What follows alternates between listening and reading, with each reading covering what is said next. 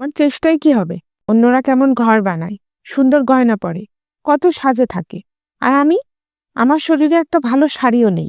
ভাত। আজকেও ডাল ভাত। আমি আর কতদিন শুধু ডাল ভাত খাবো? হায় হায়, সংসারে যদি সন্তুষ্টি না থাকে তবে কিসে সুখ হবে?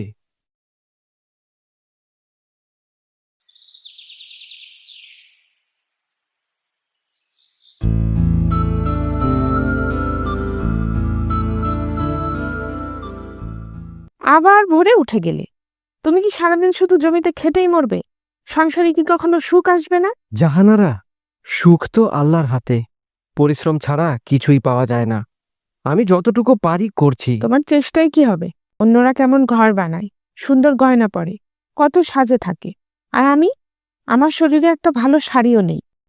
গয়না শাড়ি কি সুখ দেয়? আমি তো চাই তোমাকে খাওয়াতে, বাঁচাতে, মান সম্মান দিয়ে রাখতে। তাতেই সুখ। মান সম্মান? এই ছেঁড়া কাপড় পরে কি মানুষের সামনে দাঁড়ানো যায়? তুমি পারো না, তাই এসব কথা বলো। দুপুরে রহিম বসে আছে, সামনে পাতলা ডাল আর ভাত। আজকেও ডাল ভাত। আমি আর কতদিন শুধু ডাল ভাত খাবো? অন্যদের বাড়িতে কত রকমের রান্না হয়। তোমার বউয়ের ভাগ্যে শুধু এই ডাল ভাত কেন? আমি তো চেষ্টা করি। বাজারে গেলে দেখি সব জিনিসের দাম কত বেশি। হাতে টাকা নেই, কি করব বলো? হাতেই টাকা নেই? তুমি তো আসলে কোনো কাজের নও। অন্যরা যদি পারে, তুমি কেন পারো না? সবার ভাগ্য আলাদা। আমি সৎভাবে কাজ করি, অন্যরা হয়তো ঋণ করে বা অন্যায় করে। আমি তা করতে পারি না জাহানারা। আমি কি অন্যায় চাই? আমি চাই অন্তত সপ্তাহে একদিন ভালো কিছু খেতে। আমি কি এতটুকু পাওয়ারও যোগ্য না? সূর্য পশ্চিমে হেলে পড়ছে। রহিম উঠোনে একা বসে আছে। তখন পাশের বাড়ির রফিক চাচা এসে বসে। কি রহিম, মুখটা এত গম্ভীর কেন?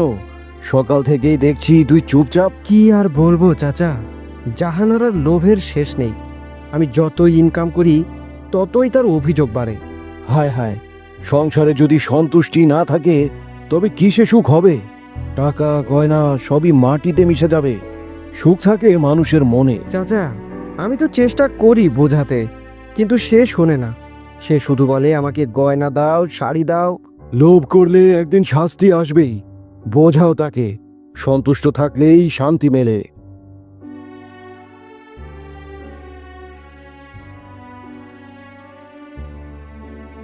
তুমি কি আবার ওই বুড়োর কথা শুনে এসেছ?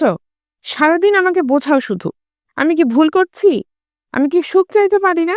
সুখ চাওয়াটা ভুল না জাহানারা, কিন্তু লোভ করলে সুখ পাওয়া যায় না। তুমি যদি একটু ধৈর্য ধরো। ধৈর্য ধৈর্য? আমি তো বছর বছর ধৈর্য ধরছি, কিন্তু কি পেয়েছি বলো? পেয়েছো জাহানারা, পেয়েছো। আমার ভালোবাসা, আমার সততা, আমার পরিশ্রম, এগুলো কি কম কিছু?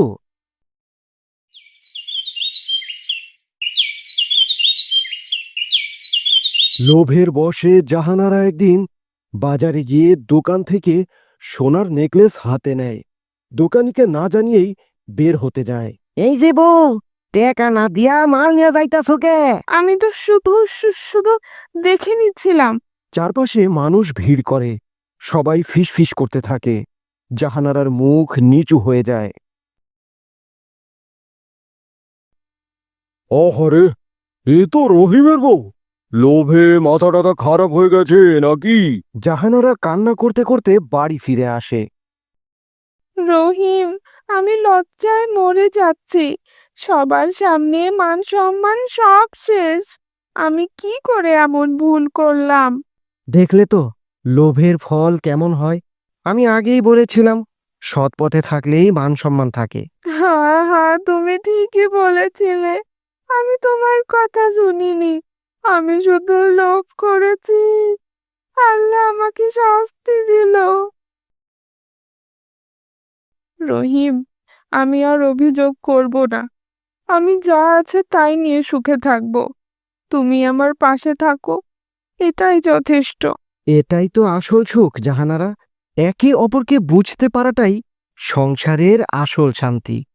লোভ মানুষকে সর্বনাশে ডুবায়, সন্তুষ্টি হলো আসল সুখ। এই গল্প আমাদের মনে করিয়ে দেয়, যা আছে তাতেই সুখ খুঁজতে শেখা উচিত।